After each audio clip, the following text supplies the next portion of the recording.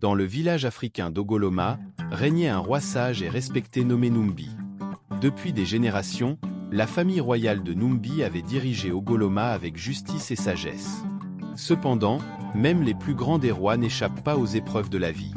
Numbi avait un serviteur fidèle, un homme nommé Kofi, qui était connu pour sa foi inébranlable en Dieu.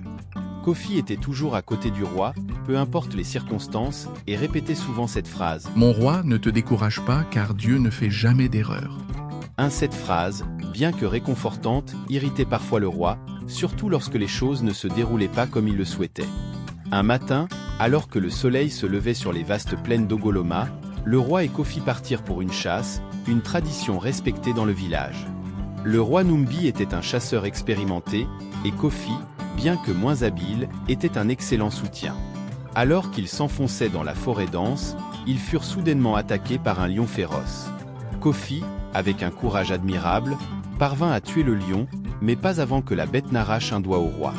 Numbi, souffrant et furieux, accusa Kofi de négligence. « Si Dieu était bon, je n'aurais pas été attaqué et perdu un doigt. » s'exclama-t-il.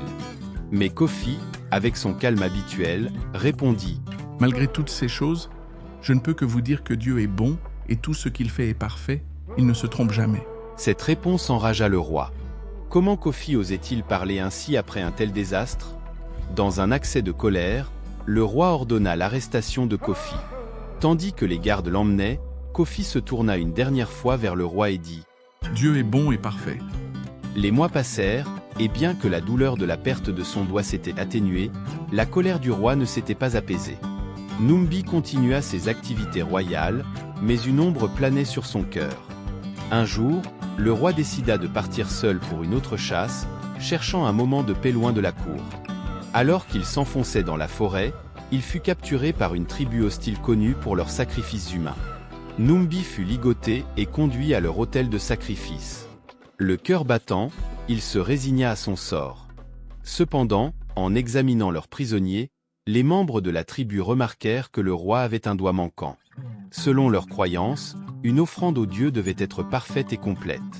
Déclarant que le roi était incomplet, ils le libérèrent. Numbi, tremblant et reconnaissant, retourna précipitamment à Ogoloma. À son arrivée, il ordonna immédiatement la libération de Kofi. Lorsque Kofi fut amené devant lui, le roi, la voix tremblante d'émotion, dit : « Mon ami, Dieu était vraiment bon avec moi. J'ai failli être tué, mais, faute d'un seul doigt, j'ai été libéré. Mais j'ai une question. Si Dieu est si bon, pourquoi m'a-t-il permis de te mettre en prison ?» Avec un sourire calme et serein, répondit : « Mon roi, si je n'avais pas été mis en prison, je serais parti avec vous et j'aurais été sacrifié parce que je n'ai pas de doigt manquant. Tout ce que Dieu fait est parfait. Il ne se trompe jamais. » Cette révélation bouleversa le roi. Il réalisa alors que même les événements les plus douloureux pouvaient avoir un but caché. Numbi embrassa Kofi et le nomma conseiller principal, reconnaissant la sagesse et la foi de son serviteur. La nouvelle de cette histoire se répandit rapidement dans tout le village d'Ogoloma. Les habitants, inspirés par la foi inébranlable de Kofi et la transformation du roi, commencèrent à voir leurs propres épreuves sous un nouveau jour. Ils comprirent que chaque événement, bon ou mauvais, avait un but dans le grand dessein de Dieu. Le roi Numbi, quant à lui, devint un dirigeant encore plus sage et compatissant. Il enseigna à son peuple l'importance de la gratitude et de la foi, même dans les moments les plus sombres. Ogoloma prospéra sous son règne, non seulement matériellement, mais aussi spirituellement.